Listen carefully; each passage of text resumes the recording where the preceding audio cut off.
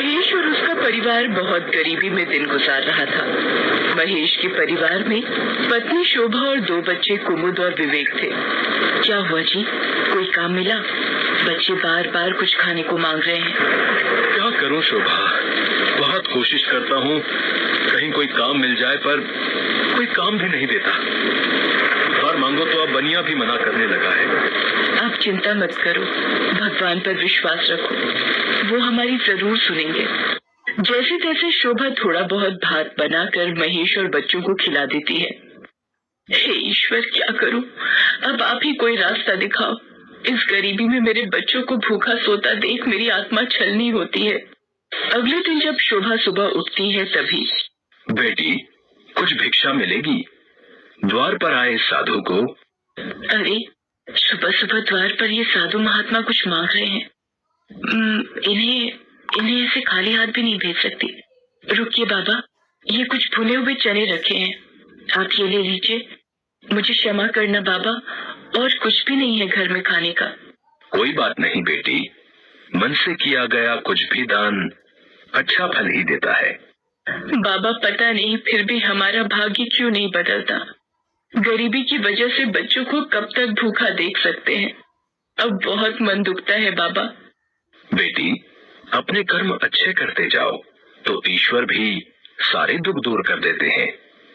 तुझे बस लगन और भक्ति से भगवान शंकर के आने वाले ये सावन के सोमवार व्रत रखने हैं और अपने पति को कावड़ यात्रा के लिए बोलना है।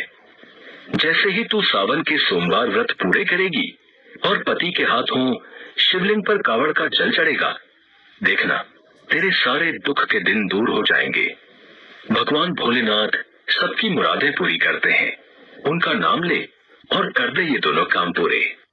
पर बाबा, कावड़ के जल लाने के लिए तो पैसों की भी जरूरत होगी, वो सब कैसे होगा? जब भगवान शिव मार्ग दिखाते हैं तो मंजिल तक भी वही पहुंचाते हैं बेटी। साधु महात्मा के जाने के बाद शोभा महेश से कांवड़ यात्रा के बारे में बोलती है। ठीक है शोभा, अगर कल कोई काम करके पैसे मिले तो मैं कावड़ का जल लेने हरिद्वार जरूर जाऊंगा।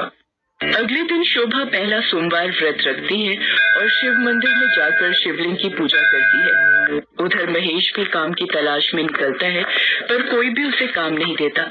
तभी, ओ भैया, अरे जरा ये गमले मेरी गाड़ी में रखवा दोगे? कुछ मजदूरी दे दूंगा। जी जी, मैं अभी रखवा देता हूँ साहब। महेश सारे गमले गाड़ी में रखवा देता है। ये गमले मैंने रख दिए हैं साहब जी। अरे वाह, अरे बड़ी जल्दी काम कर दिया तूने तो। ये ले 300 रुपए तेरी मजदूरी के, ठीक है ना? और ये 200 रुपए वक्त से पहले बढ़िया काम करने के लिए। चल जा। अब तो मैं कावड़ लेके हरिद्वार भी जा पाऊंगा और कुछ पैसे घर पर भी काम आ जाएंगे। क्या तुम कावड़ लेने हरिद्वार जा रहे हो? जी साहब जी, कल ही जा रहा हूँ। मेरा भी एक काम कर देना। ये कुछ पैसे लो, गंगा मैया में मेरी तरफ से पूजा का सामान खरीद कर पूजा कर देना, ठीक है ना? ठीक है भैया जी, मैं चढ़ा दूंगा। महेश खुशी खुशी घर की ओर चला जाता है। ये सब देखकर शोभा भी बहुत खुश होती है। वो भगवान भोलेनाथ को धन्यवाद करती है। अगले दिन महेश कांवड़ यात्रा के लिए निकलता है। बहुत से कांवड़िए पैदल यात्रा करते हुए जय बम भोले की जय जयकार लगाते हुए चल रहे थे। जय बम। महेश भी उनके साथ साथ जय बम भोले कहता हुआ चलता रहता है। जय बम। हरिद्वार पहुंचकर वो गंगा जल भरता है। जय गंगा मैया की। ये उन साहब जी की तरफ से भी पूजा कर लेता हूँ। जय बम भोले, जय गंगा मैया की जय। महेश कांवड़ में गंगा जल भरकर वापसी करता है। जय शिव शंकर, जय नीलकंठ, जय डमरू वाले, जय बाबा भोलेनाथ। तभी तेज बारिश होने लगती है। महेश नंगे पैर था, फिर भी वो भगवान शिव का नाम लेते हुए चलता जा रहा था। तभी एक बुजुर्ग व्यक्ति एक बैलगाड़ी के पास खड़ा महेश को आवाज लगाता है। बेटा, जरा मेरी मदद कर दो। मेरी बैलगाड़ी का पहिया इस गड्ढे में फंस गया है। क्या इसे बाहर निकालने में मेरी मदद करोगे? क्या करूं? एक काम करता हूं, ये कावड़ उस पेड़ की टहनी पर टांग देता हूं। रुको बाबा, मैं ये कावड़ पेड़ पर टांग दूं, फिर आपकी मदद करता हूं, ठीक है? महेश कावड़ को पेड़ पर टांग कर उस बुजुर्ग व्यक्ति की मदद करता है। थोड़ी देर परिश्रम से वो धक्का लगाता है और बैलगाड़ी का पहिया गड्ढे से बाहर आ जाता है। ये लीजिए बाबा, पहिया गड्ढे से बाहर आ गया। अब आप आराम से बैलगाड़ी पर बैठ जाओ। बहुत बहुत शुक्रिया बेटा, बड़ी देर से परेशान था कि कोई नजर आ जाए तो मदद मांगू। तुमने मुझ बूढ़े की मुसीबत में मदद की, भगवान तुम्हारे सारे दुख दूर करे। अच्छा बेटा, अब तुमने मेरी मदद की है, ये इस थैले में कुछ नारियल है, ये मेरी तरफ से भेंट रखो। शुक्रिया बाबा, भेंट के लिए। आप भी ध्यान से जाना बाबा। ठीक है बेटा, जुग जुग जियो। महेश फिर अपने रास्ते पर चल पड़ता है। वो कांवड़ का जल लेकर शिव मंदिर पहुंचता है और शिवलिंग पर जल चढ़ाता है। शोभा और बच्चे भी मिलकर महेश के साथ शिवलिंग की पूजा करते हैं।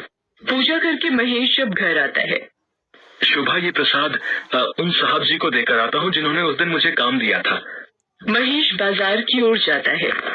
अरे भैया, यहाँ एक गमलों की दुकान थी ना, एक मालिक साहब यहाँ बैठते हैं। अरे यहाँ तो कोई गमलों की दुकान नहीं है भैया, मैं तो रोज इसी रास्ते से गुजरता हूँ। महेश आसपास सबसे पूछता है पर सब मना कर देते हैं।